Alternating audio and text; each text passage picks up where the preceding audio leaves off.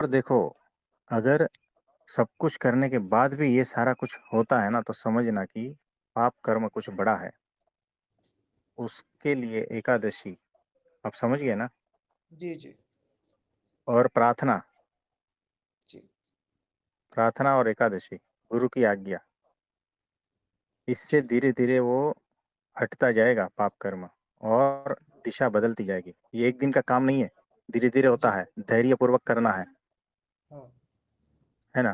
तब जाके होता है सारा।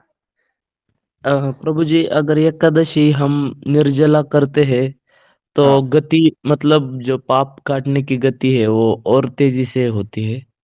देखो कैसा है, निर्जला एकादशी यानी A1, ठीक है, जी वो प्रभु जी। ग्रेड में आएगी। फिर पानी के ऊपर रहते हो तो बी ग्रेड। फिर जी फ्रूट्स जूस या ऐसा कुछ रहते हो तो सी ग्रेड। और जी फिर प्रभु। रह ही नहीं पाते हो ना, तो हाँ फिर जी। मतलब नहीं कुछ। तो ABC, आप समझ गए ना, हम। वो ग्रेड है। जी प्रभु जी। तो परब्रह्म तप प्रियाय है, तप उसको पसंद है। तो जी प्रभु। निर्जला, लेकिन अपने मन से निर्जला करोगे तो कोई फल नहीं, जी प्रभु जी। है ना। तो ये बात है। जी प्रभु जी। आज्ञा से करोगे, अक्षर ब्रह्म सत्पुरुष की आज्ञा से करोगे तो उसका फल मिलता है। भगवान की मूर्ति साथ में आ जाती है गिफ्ट के तौर में। ये बड़ी बात है। बड़े बड़े ध्यानियों को, मुनियों को नहीं मिलती है ना वो चीज। निर्जला एकादशी गुरु की आज्ञा से करते हो ना, भगवान की मूर्ति मिल जाती है। जी प्रभु जी। हमने देखे हैं, बहुत सारे एग्जाम्पल है, इस ग्रुप में भी है, हम बता नहीं पाएंगे, जी है प्रभु ना। जी। तो होता है, जिसको अखंड भगवान के दर्शन होते हैं। तो ये बात है। जी प्रभु जी। तो अगर आपको करनी है तो आप आज्ञा लेकर कर सकते हो, ठीक है ना। जी प्रभु जी, ये करूँगा, मतलब प्रभु जी, जब से मैंने पूजा ली है ना, हम्म। तो कैसा हुआ है, पूजा करे बिना खा पी नहीं सकते ना हम, पानी बराबर। भी नहीं पी सकते। हाँ हाँ तो ऐसा हुआ है कि एकादशी के दिन तो मैं खा लेता हूँ खिचड़ी वगैरह, हाँ क्योंकि वो आपने जैसे बताया ना, मन चाल खेलता है फिर हाँ हाँ ये, तो फिर वो उस दिन तो खाते, पर इतर दिन क्या होता है प्रभु जी, मैंने पूजा लेने के बाद है ना, कभी कभी अब 2:30 बजे जाना पड़ता है और पापा डांटते हैं अगर नहीं जल्दी गया मैं उधर। हाँ हाँ। 3 बजे पहुंचना पड़ता है, सुबह के 3 बजे उधर चालू करना हम्म। पड़ता है, 3 साढ़े 3 बजे, तो इतना जल्दी नहा धो के पूजा करना मतलब पॉसिबल भी होता है, पर बहुत जल्दी उठना पड़ता है फिर दो हाँ या जी। 1:30 बजे ऐसा। तो हम्म। फिर पहले पहले क्या हुआ, शुरुआती के दिन हुआ ही नहीं मुझसे, मतलब पूजा हुई नहीं थी। हाँ पर जी। मैं क्या करता था, फिर खाता नहीं था कुछ भी हो जाए तो। उस दिन मैं प्रभु जी बिना पानी के 5-5 बजे, हाँ शाम के 5-5 बजे तक रह जाता था, कोई बात नहीं, कुछ भी हो हाँ जाए पेट में दर्द, क्योंकि हाँ वहां पर साक्षात पूजा, मतलब वो आता था अंदर से भाव कि ये मेरा थोड़ी है, अगर वो पूजा नहीं की है तो नहीं कर, मतलब वो ताकत मिलती थी मुझे। हाँ पर हाँ हाँ। एकादशी के दिन है ना, थोड़ा सा मैं ये करता हूँ, पूजा हो गई है तो ऐसा। और मतलब हम्म। और एक बात नोटिस हुई प्रभु जी की, क्या होता हम्म। है, अगर मन को अपनी कोई भी वासना पूरी करनी है ना, तो हाँ, पहले वो हमें सहजता में लेके आता है। तो हमें बराबर। लगता है कुछ नहीं, सब ठीक है, कुछ हाँ। गड़बड़ नहीं है, सब ठीक चल रहा है, क्योंकि हम तो सहजता में। तो ये बात हम्म। नोटिस आई कि अगर मन को अपनी कोई वासना हमसे पूरी करवानी है, तो पहले हम्म। वो इतनी सहजता में लेके आता है कि हमें लगता ही नहीं कि हम कुछ गलत कर रहे हैं।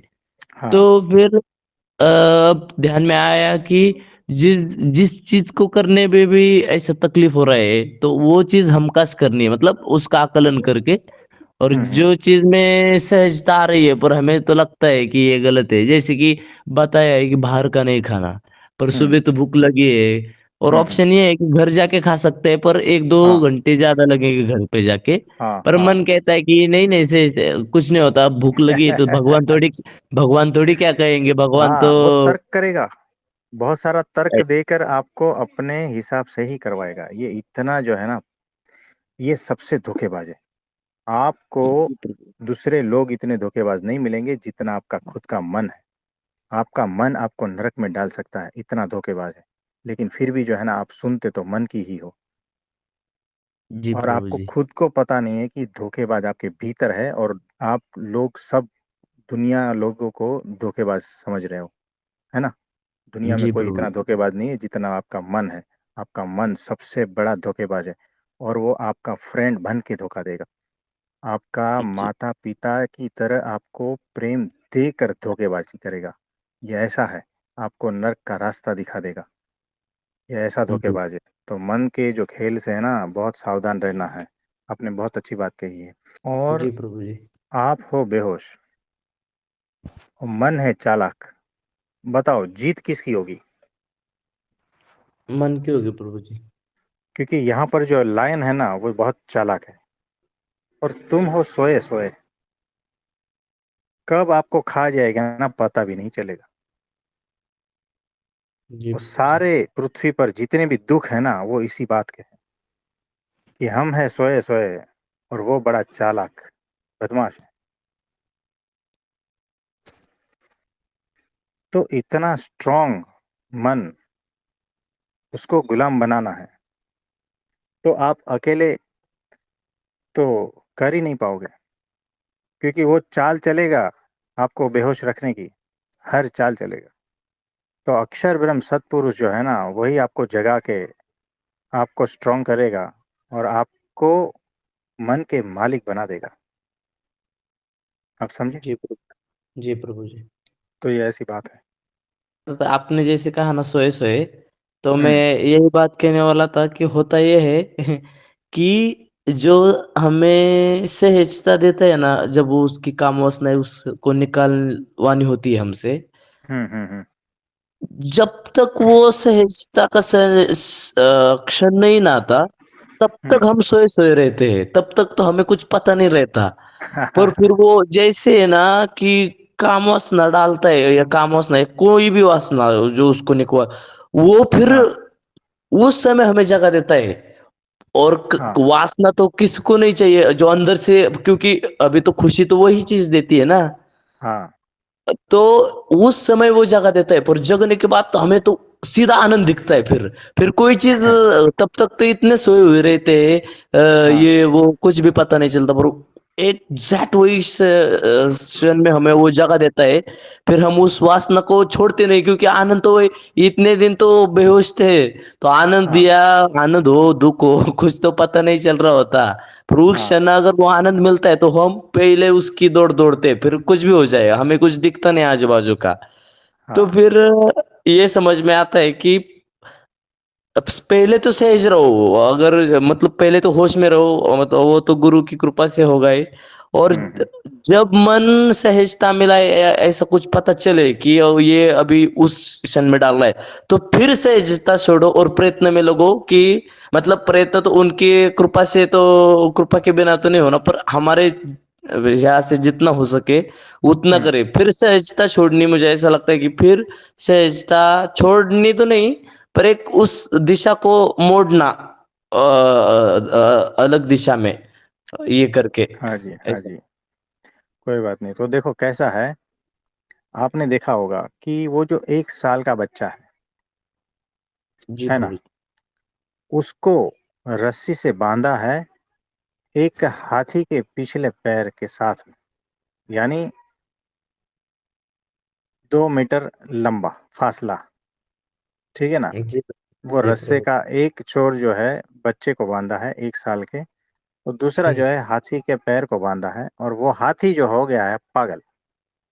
जी प्रभु। आप हो बच्चे, और जो पागल हाथी है ना, वो है मन, विचार, आपकी सारी वासनाएं, आपके सारी कामनाएं, आपकी सारी इच्छाएं। अब मुझे बताओ, ये दोनों में से कौन जीतेगा? 100% मन ही जीतेगा प्रभु जी। है ना। तो ये ऐसा है, और 1 साल का बच्चा ये पागल हाथी को क्या कर सकता है? कुछ भी नहीं प्रभु जी। और वो जब पागल हाथी हो जाता है और पूरे गांव में घूमता है, पता है ना, जी छपरे प्रभु। वपरे उड़ा देता है, मकान को गिरा देता है, वृक्ष को गिरा देता है, और उसके पीछे पीछे 1 साल का बच्चा बंधा हुआ है, वो 2 घंटे के बाद में उसकी हालत कैसी होगी? जी प्रभु जी।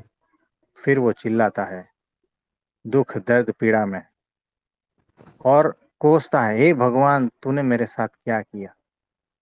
उसको पता नहीं है उसका मन इतना बड़ा हो चुका है, इतना पागल हो चुका है उसका मन, खुद का ही मन पता ही नहीं है उसको। और फिर रोता है, फिर डिप्रेशन फ्रस्ट्रेशन टेंशन में जीवन पूरा गुजार देता है और फरियाद करता रहता है।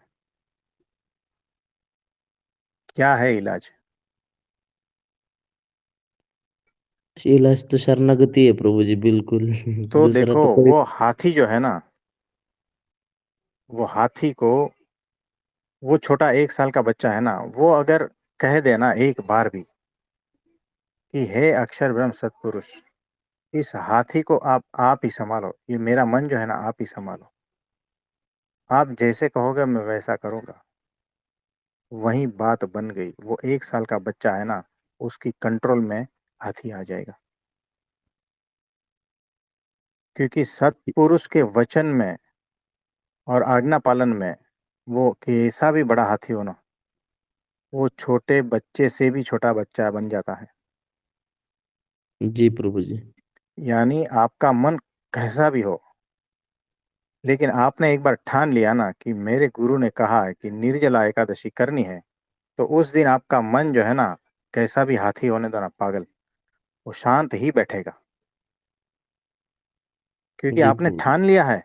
वो छोटे बच्चे में इतनी पावर आ जाती है कि मेरे गुरु ने कहा है ना, बात खत्म हो गई। तो अटूट श्रद्धा, अपने गुरु में विश्वास, और उनके वचनों में विश्वास श्रद्धा और वचन पालन, तो बात बन जाती है। कितना भी बड़ा कैसा भी पापी जीव होना, कितना भी पागल उसका मन होना, अगर सत्पुरुष की बात मानता है ना तो वो कंट्रोल में आ ही जाएगा। नहीं मानता है तो फिर उसका कर्म, उसके पाप, उसकी माया, और वो भुगतेगा। जी प्रभु जी। ये एग्जैक्टली ऐसा ही है जो मैंने बताया है।